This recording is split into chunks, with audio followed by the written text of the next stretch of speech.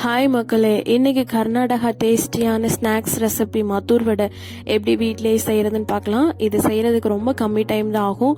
குழந்தைங்கள்லேருந்து பெரிய வரைக்கும் விரும்பி சாப்பிடுவாங்க. இது செய்யறதுக்கு தேவையான பொருட்கள்னு பார்த்தோன்னா 2 பெரிய வெங்காயம், அதை நீளமாக கட் பண்ணி அதை 2ஆக கட் பண்ணிக்கோங்க. கொஞ்சம் ஸ்மால் சைஸில் மைதா மாவும் ரவையும் ஒரே கப்பு சைஸில் எடுத்துக்கோங்க. அதை விட கம்மியாக அரிசி மாவு எடுத்துக்கோங்க, 1/4 பங்கு. 2 ஸ்பூன் ஆயிலை காய்ச்சி எடுத்துக்கணும். 3 பச்சை மிளகாய் சின்ன சின்னதாக கட் பண்ணிக்கோங்க.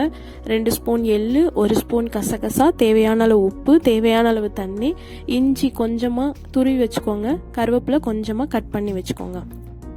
இப்போது மைதா மாவு, ரவை, அரிசி மாவு இந்த 3ஐயும் கொட்டி நம்ம மிக்ஸ் பண்ண போகிறோம்.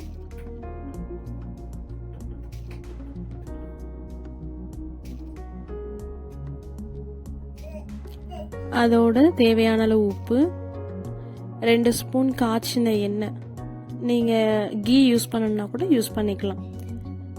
இப்போ இது எல்லாத்தையும் நல்லா நம்ம மிக்ஸ் பண்ண போகிறோம்.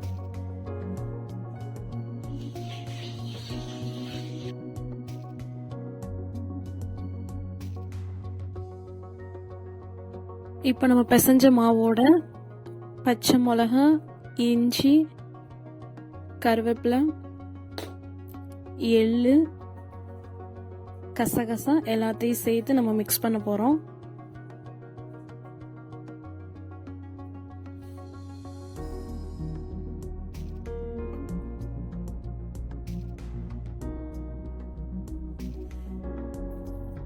கடைசியா 2 ஆனியன் நம்ம அதை சேர்த்து நல்லா பிசைய போறோம்.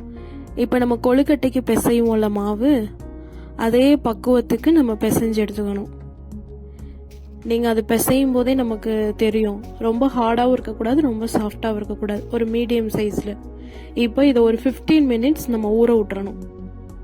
ஏன்னா அந்த வெங்காயத்தில் இருக்க தண்ணியெல்லாம் அந்த மாவோட மிக்ஸ் ஆகிடும். 15 மினிட்ஸ் ஆனதுக்கப்புறம் நம்ம கொஞ்சம் கொஞ்சமாக தண்ணி ஊற்றி நம்ம அந்த மாவை பிசைஞ்சு வடை பக்குவத்துக்கு எடுத்துக்கணும். நம்ம நிறைய தண்ணி சேர்த்துடக்கூடாது, அப்போ நம்மளுக்கு வடை கரெக்டாக வராது. ஸோ கொஞ்சமாக தண்ணி தெளித்து மாவை மிக்ஸ் பண்ணி எடுத்துக்கலாம்.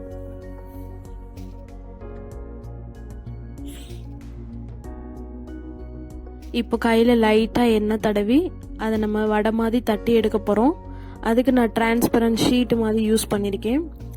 பட்டர் ஷீட் மாதிரி இருக்கும்ல, அது இல்லாதவங்க பிளாஸ்டிக் கூட யூஸ் பண்ணி அதை நம்ம தட்டி எடுத்துக்கலாம். நான் இப்போ கையில் அமுக்கிறேன். நீங்கள் வீட்டில் ரவுண்டு ஷேப்பில் ஏதாவது பாத்திரம், டிஃபன் பாக்ஸ் இருந்துச்சுன்னா அந்த ஷேப்புக்கு நீங்கள் அமுக்கி எடுத்துக்கோங்க. அது இன்னுமே ஈஸியாக இருக்கும்.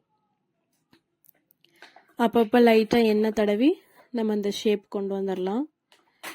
இப்போ நம்ம அந்த ஷீட்டில் தடவுறனால நம்மளுக்கு எடுக்கும்போது ஈஸியாக இருக்கும். அதுக்கு தான் நம்ம யூஸ் பண்ணிக்கிறோம்.